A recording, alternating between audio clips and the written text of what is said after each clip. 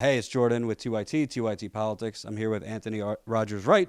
You're with the Environmental Action, and you kind of informally were in Bernie's orbit during the campaign. Obviously, I think he had the most forward-looking policies on climate change. You and I have been talking for a while now. We've both been at Standing Rock. I want to start with something that happened to you recently. You were, this whole thing is environmentally racist, but you had straight up racism he lodged at you the other day. Tell me what happened.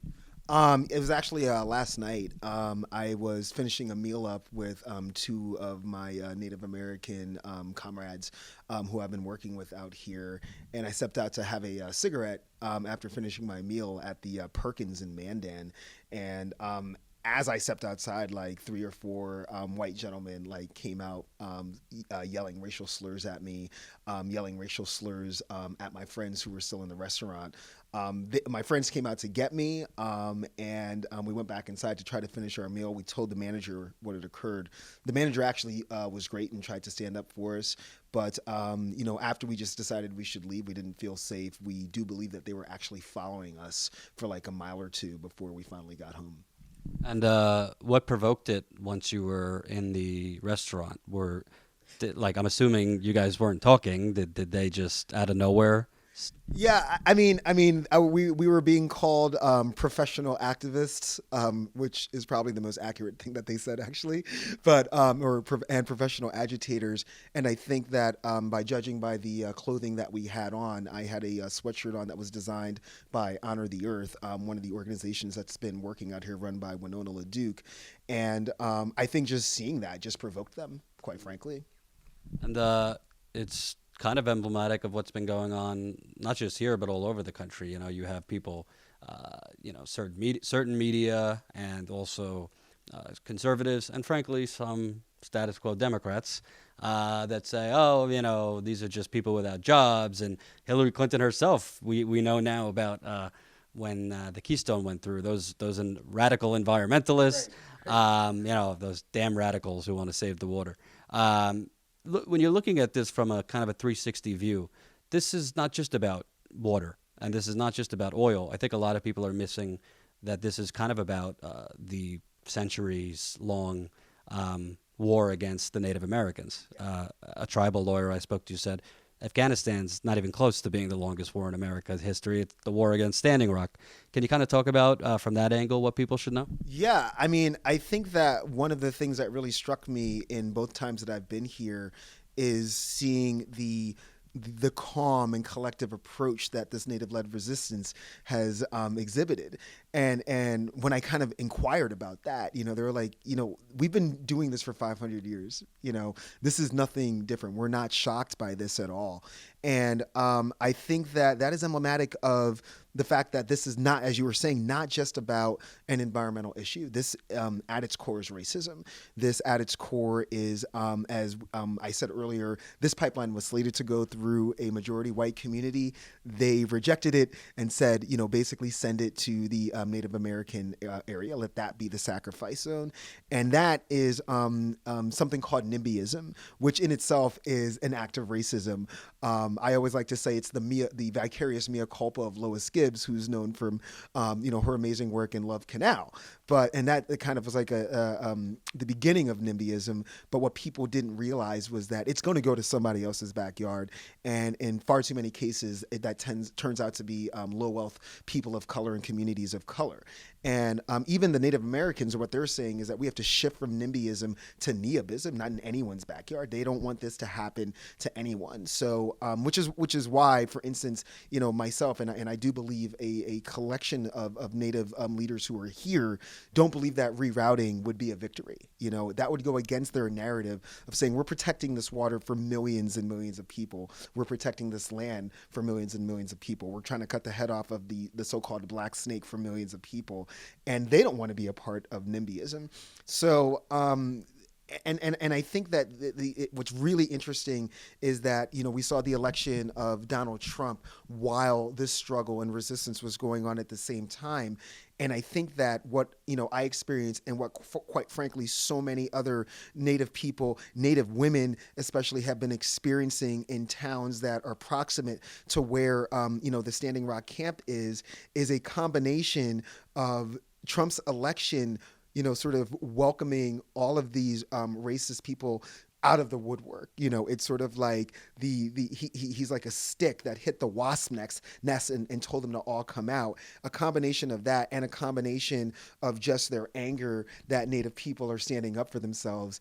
It's a conglomeration of all of that, which is emboldening them to basically point guns, construction workers to point guns at Native people, at Native women, and to just yell things out of their cars. When we, last Sunday, I believe it was, we did an amazing march, a Native-led march of forgiveness in Morton County, in Mandan, and it was beautiful. I mean, even some of the cops came out to shake hands and give hugs, but cars were driving by yelling some of the most despicable things that I've ever heard, with children in them at some points, So it's just this belief that they can do whatever they want, however they want, to whomever they want. In this case, it's Native people. So, I mean, this is an environmental issue, but it basically, it starts from a platform and foundation of racism.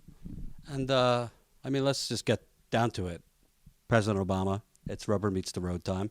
I'm a white guy, so I can't speak on behalf of the failed promises for African Americans, but I can say this is someone who the majority of white people, African Americans, capital P progressives, think did not really rise to the occasion of as the first African American president for African Americans. He was here at Standing Rock a few years ago, made some promises about making right a lot of the wrongs towards the Native Americans. As an African American, as somebody who I'm assuming was for Obama back in the day, forget his legacy. What would it say if he allows this? Yeah, I mean, there's a lot of things to unravel there. I mean, I do believe and subscribe to Brother Dr. Cornel West's newsletter when he said that Barack Obama is a counterfeit progressive and a Republican, a Rockefeller Republican in blackface. He says a lot worse about Obama. He certainly does. And to the points you were making, we have seen black unemployment go up. We've seen poverty, especially poverty for all people of color, go up under this president. And just in general, we just didn't see him really being, if you will, black enough, like really like taking that on. I assure you that when we come to our senses and elect the first female president in this country, that female president is going to wear her feminism like a badge of honor and not be shamed about it. This idea of like, I want to be everyone's president. Yeah, that's great. But, people were waiting on lines and in some cases risking their lives before you to get you to this point, not to be polite, but to be unapologetically black and to say, listen, there are issues within the community that I came from, and I'm going to address them while also addressing other issues that need to be addressed. Now, as it pertains to the pipeline, I really don't think that Barack Obama will be able to enjoy a legacy of being a president that addressed climate change if he allows this pipeline to go through. I think that his climate policy overall has been incredibly inconsistent. I think that there was a lot more that he could have done on issues like fracking. I think there are a lot more things that he could have done on offshore drilling. I mean, we got offshore drilling addressed in the Arctic and the Atlantic, but what about the Gulf of Mexico, where this is a large African American population, a large population that is struck by poverty, and a population that is continuously being their communities being treated as one of America's premier sacrifice zones. The first federally recognized climate refugees, the Biloxi Chimatacha Choctaw tribe, are from this area in Louisiana, southeastern Louisiana. Their land is sinking at the rate of one football field an hour because of drilling operations. And we now know that, for instance, during the BP blowout, which was one of the first things that this president had to take on, he actually approved fracking rigs in the Gulf of Mexico while this was going on. And then, lease some of the people's land, to fracking and oil and gas drilling. So this would be the icing on the cake, and quite frankly, okay, I mean, it's one thing to say that it doesn't matter. Trump is just going to approve it like on January 21st or 22nd anyway.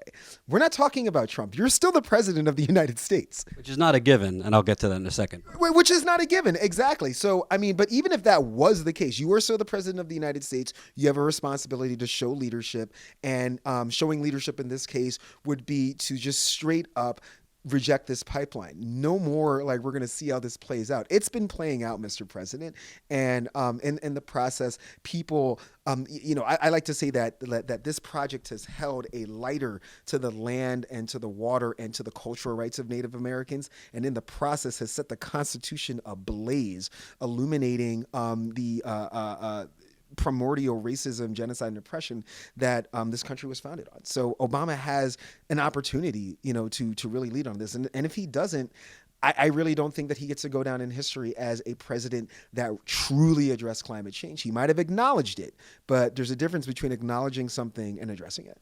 And lastly, I've done a couple videos on this, but I just want to make sure this stays in the mainstream.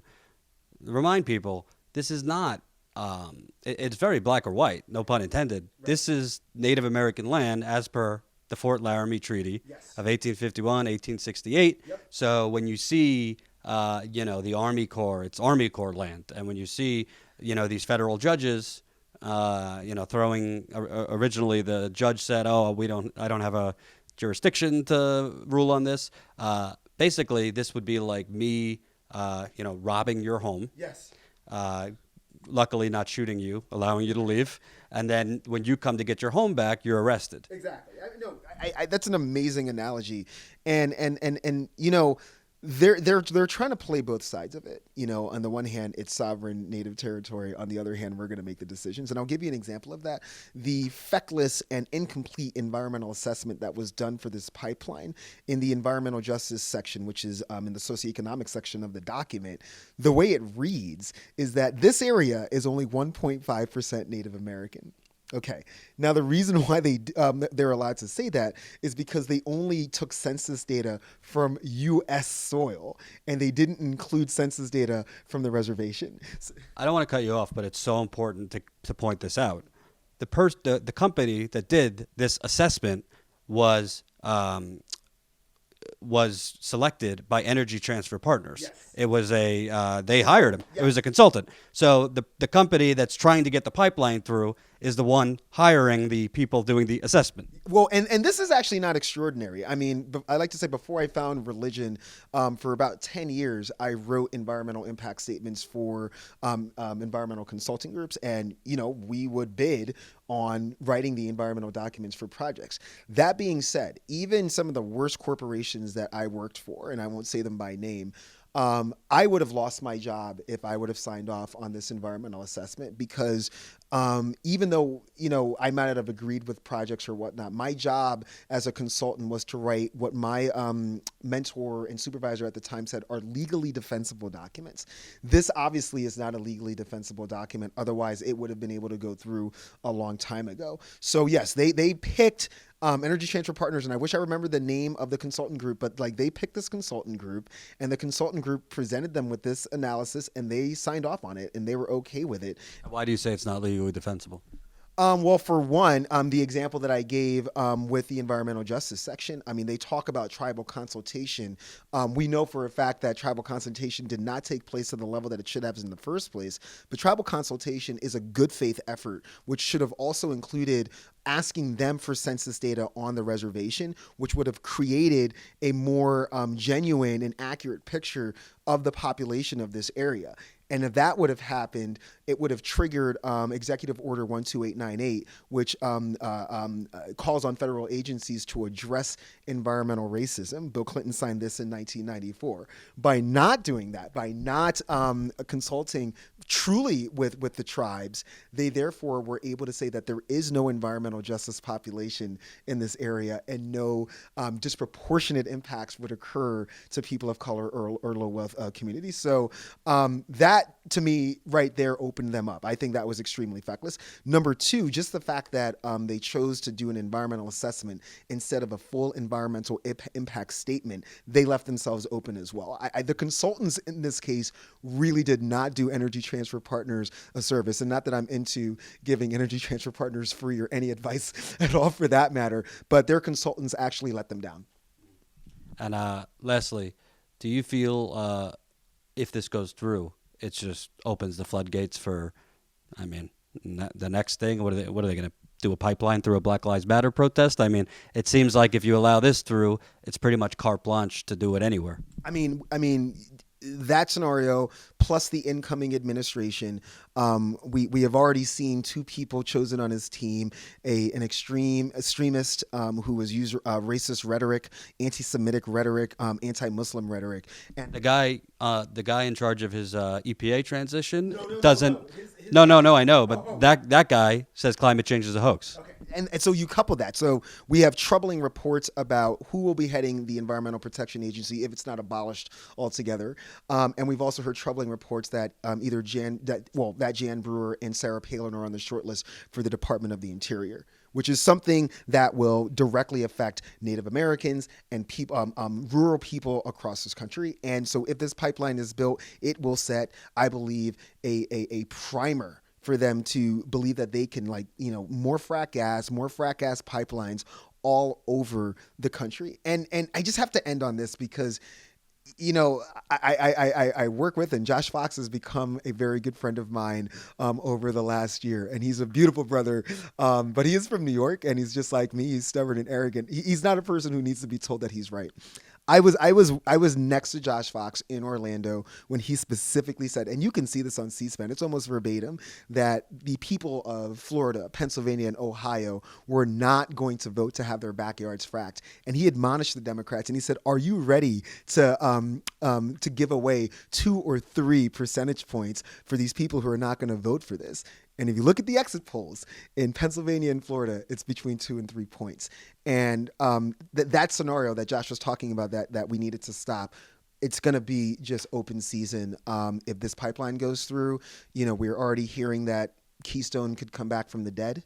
And we have got Sable Trail down in Florida. We've got the other end of this pipeline going down to southeast Louisiana. And through Louisiana. That's something that we need to talk about more as well.